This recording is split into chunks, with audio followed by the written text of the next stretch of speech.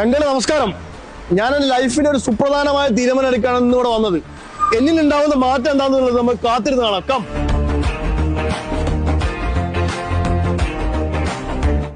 അടിപൊളി ഹെയർ സ്റ്റൈലാണല്ലോ. Thank you sir.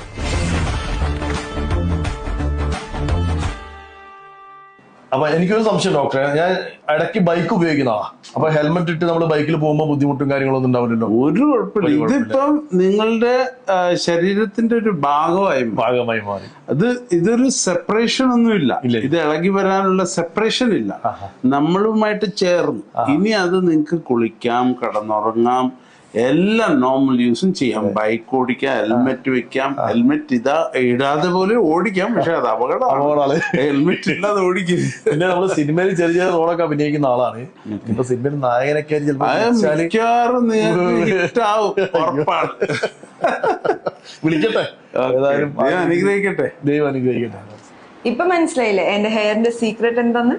Gate way Hair Fixing. ഇതും ഗേറ്റ് ഹെയർ ഫിക്സിംഗ് ആണ്.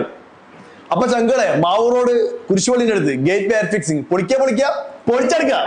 ജീവിതത്തിൽ ഒരു മാറ്റം വരുന്നത് പറഞ്ഞില്ലേ ചങ്കളെ? ഇതാണ് ആ മാറ്റം. Gateway Hair Fixing, Kozhikode Mavoor road കുരിശുപള്ളിക്ക് അടുത്ത് ഗേറ്റ് വേ ഹെയർ ഫിക്സിംഗ്.